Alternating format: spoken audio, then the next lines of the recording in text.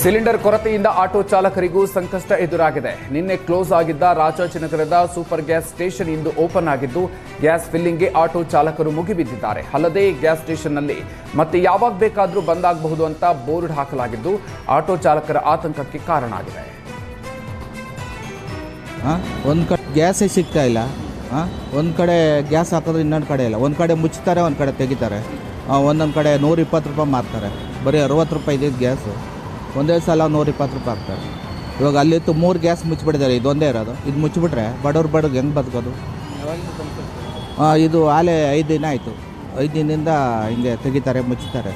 ಇವಾಗ ಗ್ಯಾಸ್ ಕೆಟ್ಟೋದ್ರೆ, ಗಾಡಿ ಕೆಟ್ಟೋದ್ರೆ ತುರು ಮಾಡೋಕ್ಕೆ 300 ರೂಪಾಯಿ ಕೇಳ್ತಾರೆ. ಯಾವ ಥರ ಬಡವ್ರು ಹೆಂಗೆ ಬದುಕೋದು?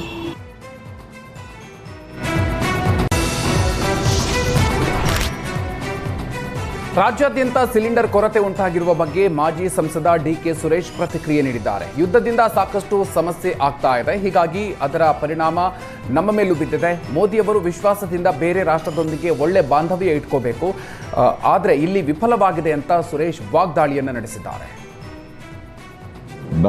ಪ್ರಹ್ಲಾದ್ ಜೋಶಿ ಅವರು ಈಗ ರಾಷ್ಟ್ರದಲ್ಲಿ, ಇಡೀ ವಿಶ್ವದಲ್ಲಿ ಯುದ್ಧದ ಭೀತಿ ಶುರುವಾಗಿದೆ. ಸೊ ಅದು ಅನೇಕ ಕಾರಣಗಳಿರ್ಬೋದು. ಯುದ್ಧ ನಡೀತಾ ಇರೋದ್ರಿಂದ ಎಲ್ಲ ರೀತಿಯ ಸಮಸ್ಯೆಗಳನ್ನು ನಾವು ಒಂದು ಪಾರ್ಟ್ ಅಲ್ಲದೇ ಇದ್ದರೂ ಕೂಡ ನಮ್ಮ ಮೇಲೆ ಅದರ ಪರಿಣಾಮ ಬಿದ್ದೇ ಬೀರುತ್ತೆ.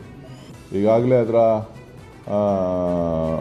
ಪರಿಣಾಮವನ್ನು, ಯುದ್ಧದ ಪರಿಣಾಮವನ್ನು ನಾವು ನೋಡ್ತಾ ಇದ್ದೇವೆ. ಸೊ ಹಾಗಾಗಿ ಕೇಂದ್ರ ಸರ್ಕಾರ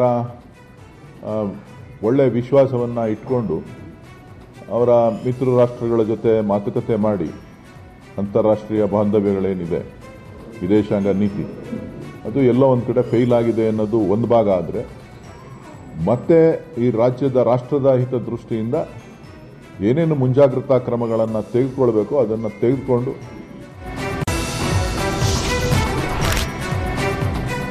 ಗ್ಯಾಸ್ ಸಿಲಿಂಡರ್ ಕೊರತೆಯಿಂದ ಬೆಂಗಳೂರಿನ ಹೋಟೆಲ್ಗಳಲ್ಲಿ ಬೆಲೆ ಏರಿಕೆಯಾಗಿದೆ. ಲಾಲ್ಬಾಗ್ ರಸ್ತೆಯ ಸತ್ಕಾರ್ ಉಪಹಾರ ಹೋಟೆಲ್ನಲ್ಲಿ ಊಟ ತಿಂಡಿಯ ಬೆಲೆ 5 ರೂಪಾಯಿಯಿಂದ 20 ರೂಪಾಯಿವರೆಗೆ ಏರಿಕೆಯನ್ನು ಮಾಡಲಾಗಿದೆ. ಮತ್ತೊಂದೆಡೆ ಗ್ಯಾಸ್ ಕೊರತೆಯಿಂದಾಗಿ ಹೋಟೆಲ್ ಸಿಬ್ಬಂದಿ ಸೌದೆ ಒಲೆಯಲ್ಲಿ ಅಡುಗೆ ಮಾಡ್ತಾ ಇದ್ದಾರೆ.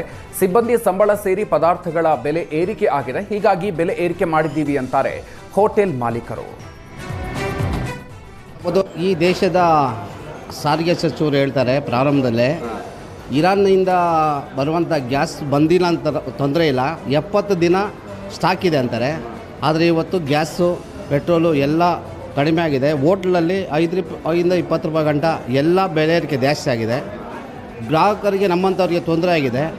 ಈ ರಾಜ್ಯ ಸರ್ಕಾರ ಆಗ್ಬೋದು, ಈ ಸೆಂಟ್ರಲ್ ಗೌರ್ಮೆಂಟು ಕೂಡಲೇ ಈ ಗ್ಯಾಸ್ ಬಗ್ಗೆ ಎಲ್ಲದ್ರ ಬಗ್ಗೆಯೂ ಸ್ವಲ್ಪ ಜನಗಳಿಗೆ ತಲುಪೋ ರೀತಿಯಲ್ಲಿ ಕೆಲಸ ಮಾಡಬೇಕು. ಆವಾಗ ಜನಗಳಿಗೆ ತೊಂದರೆಯಿಂದ ತಪ್ಪುತ್ತೆ. ಇಲ್ಲಾಂದರೆ ಸಾವಿರಾರು ಜನಗಳು ಊಟವನ್ನು ಹೋಟ್ಲಿಗೆ ಬರೋದ್ರಿಂದ ಬೇಗನೆ ಎಲ್ಲ ವಿಷಯದಲ್ಲೂ ಸೆಂಟ್ರಲ್ ಗೌರ್ಮೆಂಟು ಕೈ ಹಾಕಿ ಜನಗಳಿಗೆ ಒಳ್ಳೇದು ಮಾಡಬೇಕಂತ ನಾವು ಕೇಳ್ಕೊತೀವಿ. ಈ ದೇಶದ